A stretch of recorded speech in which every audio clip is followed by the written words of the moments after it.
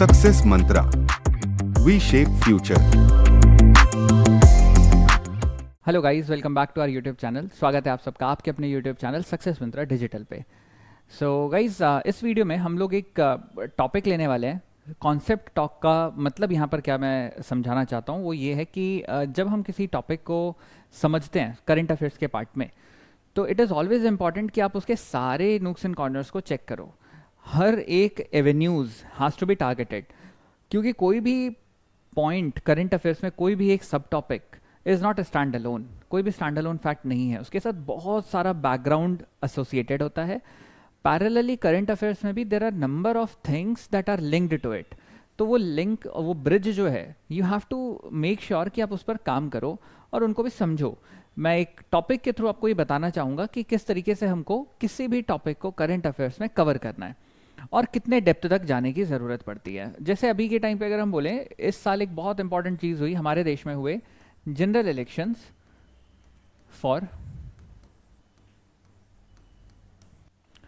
2024। अब जैसे general elections है, इसका करंट का पार्ट क्या इंपॉर्टेंट रहता है, देखो इसको समझने के लिए you have to frame it in 3 parts. एक तो एस्पेक्ट है हमारे पास करंट अफेयर्स का, the second aspect is of static, and तीसरा पार्ट हमारे पास है मिसलेनियस। ये सब्जेक्ट हमारा तीनों ही सेगमेंट में दिखता है। फॉर एग्जाम्पल करंट अफेयर्स, तो भाई आपसे पूछा जाएगा जैसे general elections for the year 2024 was held in how many phases. कितने फेजेस में ये जनरल इलेक्शन 2024 के हुए, एक पॉइंट ये आ जाता है सबसे पहले। ये करंट के पर्सपेक्टिव से हम अगर देखें तो सिमिलरली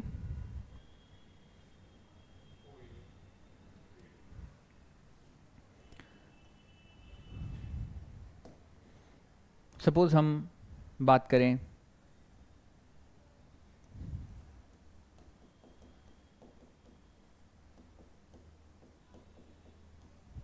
पॉलिटिकल पार्टीज की, तो विच political party is in power. Election के बाद कौन जीता, ऑपोजिशन कौन बना मेन, जो जीता उनकी गवर्नमेंट किस तरीके की है, is it complete majority government या ये एक कोएलिशन की गवर्नमेंट है। फिर सीट डिस्ट्रीब्यूशन भी आपको पता होना चाहिए कि भाई सबसे बड़ी पॉलिटिकल पार्टी कौन बनी। जैसे इस बार अगर हम बोलें तो we have the alliance of NDA as the single largest alliance. इस एनडीए में सबसे बड़ी पॉलिटिकल पार्टी इज बीजेपी।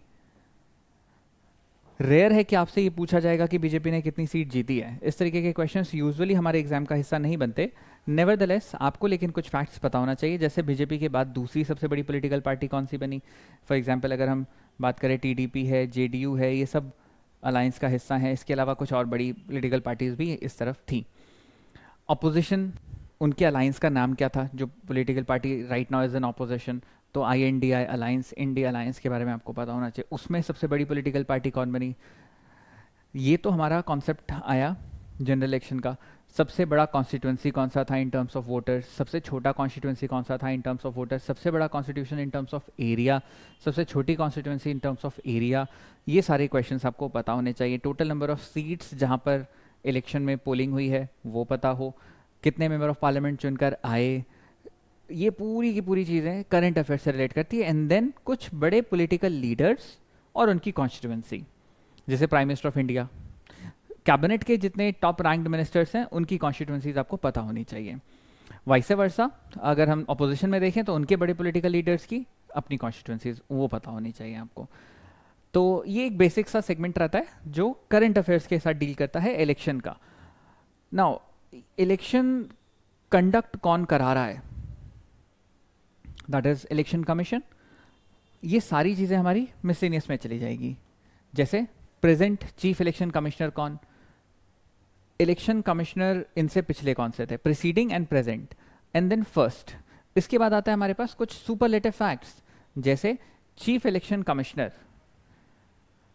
के बारे में पता होना चाहिए आपको। जैसे इंडिया के पहले माइनॉरिटी चीफ इलेक्शन कमिश्नर कौन, इंडिया के longest serving chief election commissioner कौन, इंडिया के shortest serving chief election commissioner कौन, फेमस चीफ इलेक्शन कमिश्नर जिन्होंने कोई बुक वगैरह लिखी है उस पर क्वेश्चन आपसे पूछा जाता है। फॉर एग्जांपल जैसे मैं बताऊं, एस.वाई. कुरैशी ने बुक लिखी द मार्च ऑफ डेमोक्रेसी, तो एक इंपॉर्टेंट पार्ट आ जाता है। टी.एन. शेषन जो हमारे 10th चीफ इलेक्शन कमिश्नर थे, उनको जाना जाता था for revolutionary steps in election commission, तो वो इंपॉर्टेंट हो जाएंगे। ऐसे ही कल्याण सुंदरम सबसे longest serving chief election commissioner रहे, पहले एस.वाई. कुरैशी वाज मुस्लिम, तो वो इंपॉर्टेंट हो जाएगा। तो इस तरीके से फैक्ट्स हैं कुछ जो आपको पता हो, ये सारी चीज़ें हमारी मिसलेनियस का हिस्सा बना देती हैं। एंड देन इसी टॉपिक को अगर हम स्टैटिक नेचर से समझें तो क्या क्या चीज़ें, पूरे का पूरा पॉलिटी एंड कॉन्स्टिट्यूशन। भाई कंट्री में इलेक्शन होता है, इलेक्शन कंडक्ट करवा रहा है election commission of India. Election commission of India constitution में किस आर्टिकल में आपको नजर आएगा, तो भाई article 324 to 329 of Indian constitution. इसी में फिर रिप्रेजेंटेशन ऑफ पीपल्स एक्ट 1951 के बारे में आपको पता होना चाहिए। इलेक्शन कमीशन को हेड कौन करता है, तो भाई चीफ इलेक्शन कमिश्नर हेड करते हैं, उनके नीचे 2 इलेक्शन कमिश्नर होते हैं, इसके बारे में पता होना चाहिए। पहले इलेक्शन कमिश्नर जो होता था वो यूनिटरी बॉडी होती थी, फिर इसमें उनको असिस्ट करने के लिए there were 2 election commissioners who were appointed, उसके बारे में पता होना चाहिए कि कब इलेक्शन कमिश्नर की अपॉइंटमेंट शुरू हुई थी। 2 इलेक्शन कमिश्नर होंगे असिस्ट करने के लिए चीफ इलेक्शन कमिश्नर को, इसके बारे में आपको पता होना चाहिए कि कब हटा, कब आया वापस से, रीइंस्टेट कब हुआ। सिमिलरली इलेक्शन में कॉन्स्टिट्यूशन में इलेक्शन कमीशन ऑफ इंडिया ये बॉडी किस दिन बनी, तो 25 ऑफ जैन के दिन बनी। उस दिन को हम क्या ऑब्जर्व करते हैं, तो it is observe as national voters day. Election से रिलेटेड फैक्ट्स, इलेक्शन कमीशन से रिलेटेड फैक्ट, इलेक्शन कमीशन से रिलेटेड बॉडीज जो सब्सिडरी नेचर की होंगी उसके बारे में जानना, way of conducting the elections ये आपको पता होना चाहिए। डायरेक्ट इलेक्शन, इनडायरेक्ट इलेक्शन कहाँ कहाँ पर होते हैं, तो जैसे लेजिस्लेटिव असेंबली के इलेक्शन हो गए, पार्लियामेंट के इलेक्शन हो गए, लोकसभा के, तो ये डायरेक्ट हो गए। पंचायत इलेक्शंस डायरेक्ट होते हैं। फिर इनडायरेट आपको पता होना चाहिए कि कहाँ पर होता है, जैसे राज्यसभा का हो गया या स्टेट में लेजिस्लेटिव काउंसिल के हो गए, president vice president indirectly elect होते हैं। You need to have a sort of idea over that as well. तो ये कुछ एक तरीका रहता है जिसमें हम ये समझ पाएँ कि सब्जेक्ट का कोर नेचर कितने तरीके से डिवाइड है और किस किस सेगमेंट के चीज़ों को हमको पढ़ना है। अब जैसे इलेक्शन से ही रिलेटेड अगर हम सपोज जब हम स्टैटिक नेचर में इसी सब्जेक्ट को देख रहे हैं, तो भाई इलेक्शन अभी जनरल इलेक्शंस थे, तो जनरल इलेक्शन का मतलब हो गया लोकसभा इलेक्शन।